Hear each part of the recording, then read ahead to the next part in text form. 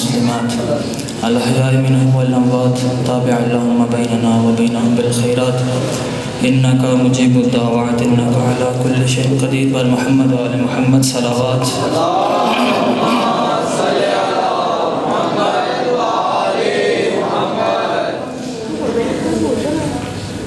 لا حول ولا قوة إلا بالله العلي العظيم. حسبنا الله ونعم الوكيل نعم المولى ونعم النصير. أعوذ بالله من الشيطان الرجيم. بسم الله الرحمن الرحيم. الحمد لله الذي لا يبلغ مدحته القائلون ولا يحصي نعماءه العادون ولا يؤدي حقه المجتهدون. الذي لا يدركه بعد الهمم ولا يناله غوص الفتن. الذي ليس لصفته حد محدود ولا نعت موجود ولا أجل ممدود ولا وقت معدود. فطر الخلائق بقدرته ونشر الرياح برحمته. الصلاة والسلام على سيد الأنبياء والمرسلين شفيع المذنبين أنيس الغريبين رحمة للعالمين. أعني العبد المؤيد الرسول المسدد المصطفى الأمجد أبا القاسم محمد.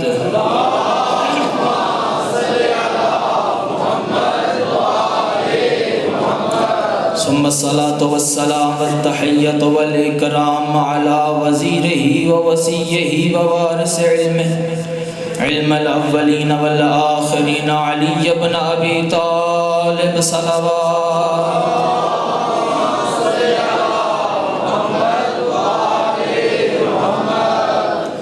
ثم الصلاة والسلام والتحية والإكرام على السيدة الجليلة الطاهرة المطهرة الحورة الإنسية الفاطمة الزهراء صلاة.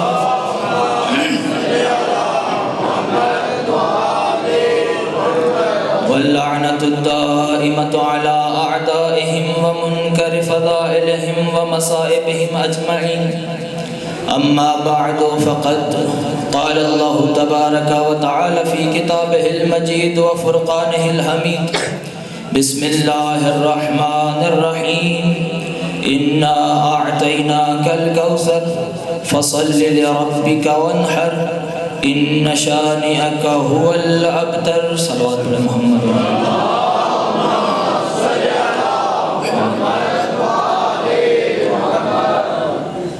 خالق لم یزل ولم یزال کی بارگاہ میں دعا گو ہیں کہ بانیان مجلس کا اس صف اعضاء کو بچھانا اپنی بارگاہ میں قبول و مقبول فرمائے.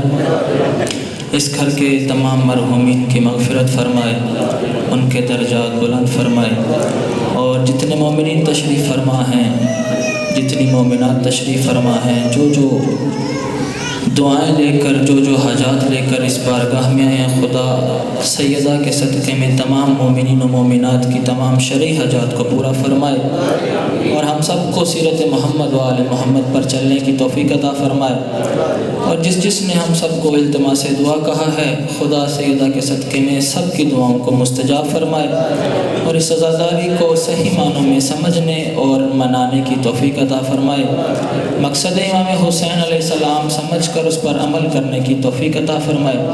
رحم اللہ تیری بارگاہ میں دعا گو ہیں، ہماری گنہگار آنکھوں کو حج و زیارات سے مشرف فرما، اور جتنے مومنین یہ آس لے کر آئے ہیں کہ آج کی شب شہادت ہے، انشاءاللہ اگلی شب شہادت ہم جنت البقیع میں کریں۔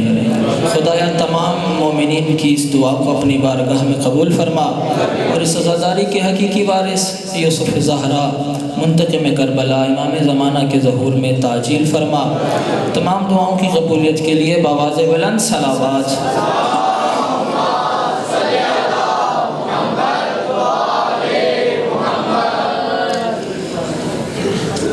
کل کچھ گزارشات آپ کی خدمت میں عرض کی۔ پورا سورہ تفسیر بن کے آیا ہے سیدہ کی شان میں کہ اے میرا حبیب، ہم نے آپ کو کوثر عطا کی۔ میں نے کل عرض کیا کہ آس ابن وائل جس نے نبی کو ابتر ہونے کا طعنہ دیا، جب اس بدبخت نے نبی کو طعنہ دیا تو رسول اللہ نے آگے سے کوئی جواب نہیں دیا اسے۔ توجہ فرما رہے ہیں؟ جب اس نے نبی کو ابتر ہونے کا طعنہ دیا تو رسول خدا نے کوئی جواب نہیں دیا۔ کیوں جواب نہیں دیا؟ اب قرآن کا بھی فیصلہ ہے اور نبی کی حدیث بھی ہے کہ جس نے مجھے اذیت پہنچائی اس نے اللہ کو اذیت پہنچائی۔ اب جب نبی نے جواب نہیں دیا، چونکہ نبی کو اذیت ہوئی تو پھر اللہ کو بھی اذیت پہنچی۔ اللہ نے کہا میرے حبیب تو نے جواب نہیں دیا، لیکن تیری اذیت مجھے اذیت دیتی ہے۔ اب تیرے جواب میں اللہ جواب دے رہا ہوں کہ تو ابتر نہیں بلکہ تیرا دشمن ابتر ہوگا۔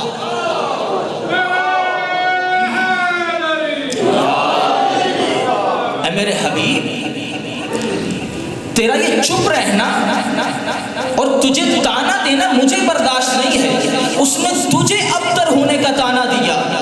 میں اللہ قرآن میں آیت بنا کے نازل کرتا ہوں کہ تو ابتر نہیں، تیرا دشمن ابتر ہوگا، اور میں تجھے ایسی چیز عطا کروں گا کہ جس سے تو راضی ہو جائے گا، اور وہ چیز الکوثر ہے۔ دیکھیں میں نے کل عرض کیا تھا کہ کوثر کا مطلب ہے خیر کثیر، کثرت کا معنی دیتی ہے۔ اگر کوئی چیز اپنے معنی حقیقی سے ہٹا کر معنی مجازی میں استعمال کی جائے، پڑھے لکھے لوگ تشریف فرما ہے، ایک چیز کا ایک معنی حقیقی ہوتا ہے، ایک معنی مجازی ہوتا ہے۔ کیا مطلب؟ مثال کے ساتھ واضح کروں۔ مثلا ہم کسی کو کہتے ہیں کہ شیر آ رہا ہے، توجہ فرما رہے ہیں؟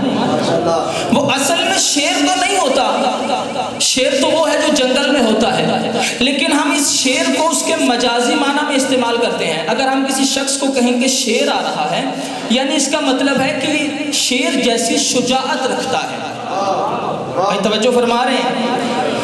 اب جناب زہرا کو کہا گیا الکوثر۔ الکوثر کا مطلب ہے خیر کثیر، اس میں کثرت کا معنی پایا جانا چاہیے۔ بھائی توجہ فرمائیں، جناب زہرا ہے واحد، الکوثر کا مطلب ہے خیر کثیر، تو پھر کیسے پتہ چلے کہ یہ الکوثر ہے؟ بھائی اس سے پہلے ایک بات عرض کروں کہ یہ منبر نہ تو کوئی فن دکھانے کی جگہ ہے، نہ ہی اپنے آپ کو منوانے کی جگہ ہے، لیکن ہمارا ماحول کچھ ایسا بن چکا ہے کہ جب تک خطیب جو ہے مجمع کے لحاظ سے نہ پڑے تو وہ ٹھنڈا ہے جی، مزہ نہیں آیا۔ ہمارا ذہن یہ ہوتا ہے کہ خطیب جو ہے وہ اس کی ایک تو زبان پر عبور ہونا چاہیے، جس زبان میں وہ تقریر کر رہا ہے، ایک وہ دکھنے میں بھی صحیح ہونا چاہیے، پھر وہ پڑھتا بھی اچھا ہو۔ لیکن آغا علی مرتضیٰ زیدی کراچی والے، انہوں نے ایک بڑا خوبصورت جملہ کہا، وہ کہتے ہیں ہمارے معاشرے کا یہ ماحول بن چکا ہے، لیکن اسلام کا ماحول اس سے بالکل برعکس ہے۔ رسول خدا اذان کے لیے کسی اور کو بھی مقرر کر سکتے تھے۔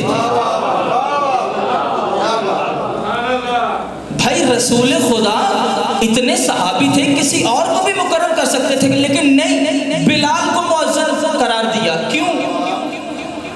اور بلال ایسے صحابی ہیں کہ جن کی زبان میں بھی لکنت تھی، شین وہ ادا نہیں کر سکتے تھے، سین بولتے تھے۔ اب رسول خدا نے کیوں ان کو مقرر کیا؟ کیونکہ رسول کی ظاہری حسن اور دولت پر نگاہ نہیں ہوتی، بلکہ رسول کی ایمان اور محبت پر نگاہ ہوتی ہے۔ اس لیے ممبر کوئی اپنے آپ کو منوانے کی جگہ نہیں ہے۔ اب یہ دیکھیں کہ پڑھنے والا پڑھ کیا رہا ہے، یہاں آنے والے کا کوئی مقام نہیں ہے، بلکہ جن کا ذکر کر رہا ہے ان کے صدقے میں اس کا مقام ہے۔ اب جناب زہرا کو ایک نتیجہ دینا چاہتا ہوں، الکوثر کیوں کہا گیا؟ خیر کثیر، بی بی واحد ہے، لیکن کہا گیا کیا؟ الکوثر، خیر کثیر زہرا۔ وہ کس طرح سے؟ آپ پوری دنیا کی اگر ریشو دیکھیں، 51% جو ہے وہ مرد ہیں اور 49% تقریباً عورتیں ہیں اس پوری دنیا میں۔ توجہ فرما رہے ہیں؟ اور اللہ نے اپنے حبیب کو بھیجا ہے کہ اے میرا حبیب، ہم نے آپ کو اسوہ حسنہ بنا کر بھیجا، اور زمانے والے کو کہا لقد کان لکم فی رسول اللہ اسوۃ حسنہ، کہ آپ سب کے لیے رسول خدا کی ذات اسوہ حسنہ ہیں۔ اب 1,24,000 انبیاء تمام کے تمام اسوہ حسنہ ہیں، کن کے لیے؟ مردوں کے لیے۔ توجہ فرما رہے ہیں؟ 1,24,000 انبیاء اسوہ حسنہ ہیں مردوں کے لیے۔ اب اللہ کہتا ہے اے میرا حبیب، ہم نے آپ کو اسوہ حسنہ بنا کر بھیجا ہے تمام کے تمام لوگوں کے لیے۔ اب ان لوگوں میں عورتیں بھی شامل ہیں۔ بھائی توجہ فرمائیں، اب عورتوں کے مختلف رشتے ہوتے ہیں۔ عورت کبھی ماں ہوتی ہے، کبھی بیٹی ہوتی ہے، کبھی بہن ہوتی ہے، کبھی بیوی ہوتی ہے۔ اب نبی باپ والا رشتہ تو دکھا سکتا ہے، بیوی والا رشتہ نہیں دکھا سکتا۔ نبی شوہر والا رشتہ تو دکھا سکتا ہے، بیوی والا نہیں دکھا سکتا، باپ والا دکھا سکتا ہے، بیٹی والا رشتہ نہیں دکھا سکتا۔ اب 51% لوگوں کے لیے اللہ نے 1,24,000 انبیاء کو بھیجا۔ جب یہ بھی کافی نظر نہ آئے تو پھر 12 اماموں کو بھی بھیجا۔ بھائی یعنی 51% آدھی دنیا کے لیے اللہ نے بھیجا 1,24,000 انبیاء کو، ان کے بعد بھیجا 12 اماموں کو، یعنی آدھی دنیا کے لیے 1,24,000 انبیاء اور 12 امام ہیں، اور آدھی دنیا کے لیے اکیلی زہرا ہی کافی ہے۔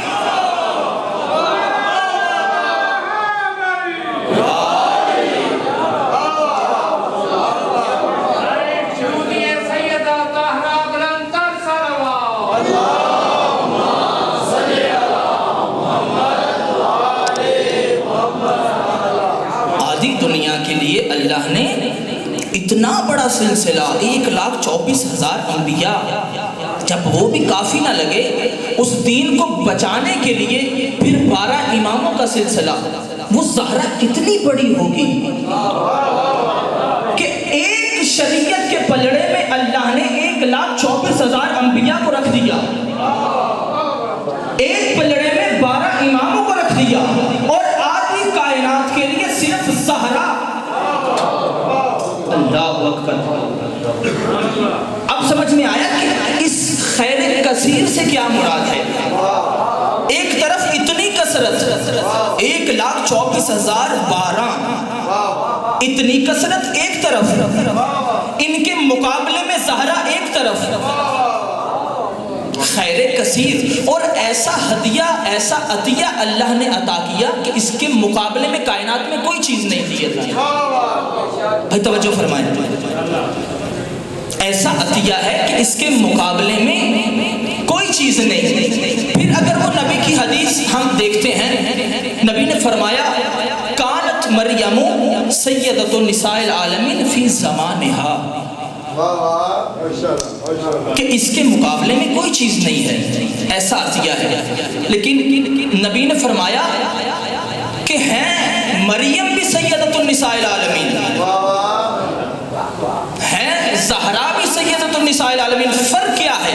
رسول خدا فرماتے ہیں کانت مریم سیدۃ النساء العالمین فی زمانہا، مریم سیدۃ النساء العالمین تھی لیکن فقط اپنے زمانے کی عورتوں کے لیے، لیکن میری بیٹی فاطمہ سیدۃ النساء العالمین من الاولین والآخرین، مریم فقط اپنے زمانے کی عورتوں کی سیدہ تھی، لیکن فاطمہ حوا سے لے کر قیامت تک تمام عورتوں کی سید سردار ہیں۔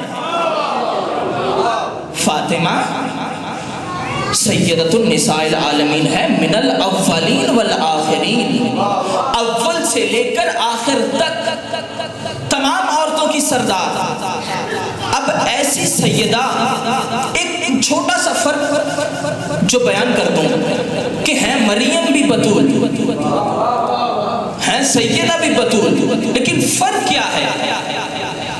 اگر آج عیسائی آپ سے پوچھیں کہ ہماری سیدہ مریم، جن کو وہ بہت عزت و احترام دیتے ہیں، ہمارے لیے بھی قابل عزت ہیں، ہم بھی ان کو معصومہ مانتے ہیں، کیونکہ قرآن میں اللہ نے ان کے بارے میں ذکر کیا، ان اللہ اصطفاک وطہرک واصطفاک علی نساء العالمین، کہ ہم نے اے مریم تجھے انتخاب کیا ہے، تجھے چن لیا ہے، اور ہم نے تجھے مطہر کیا۔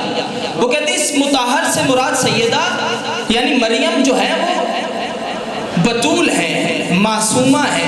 میں کہتا ہوں ایک چھوٹا سا فرق ہے معصومہ مریم میں اور معصومہ زہرا میں۔ وہ کیا فرق ہے کہ جب جناب زکریا آتے تھے جناب مریم کے پاس تو کیا دیکھتے تھے کہ ان کے پاس جب وہ بیت اللہ میں عبادت کرتی تھی تو میوہ جات رکھے ہوتے تھے، تو جب آ کے پوچھتی تھی انا لک ھذا، یہ کہاں سے آیا ہے؟ تو جناب مریم کہتی تھی کہ یہ اللہ کی طرف سے آیا۔ پوری توجہ چاہتا ہوں، مریم میں اور زہرا میں کیا فرق ہے؟ یہ اللہ کی طرف سے آیا ہے۔ اب مریم وہ ہے کہ جو عبادت کرے تو جنت سے اس کے لیے کھانے آئے، مریم وہ ہے کہ جو عبادت کرے تو اللہ جنت سے ان کے لیے کھانے بھیجتا ہے۔ لیکن زہرا کون ہے؟ زہرا کے گھر میں 2 روز کا فاقہ ہے، جب افطاری کے لیے سامان لاتے ہیں تو گھر پر کبھی اسیر آ جاتے ہیں، کبھی یتیم آ جاتے ہیں، کبھی اسیر آ جاتے ہیں، کبھی یتیم آ جاتے ہیں۔ امام صادق فرماتے ہیں کہ وہ مانگنے والے کوئی اور نہیں تھے بلکہ اللہ کے ملک تھے۔ تو پھر مجھ کو کہنے دو کہ مریم اور زہرا میں اتنا فرق ہے کہ مریم وہ ہے کہ جس کے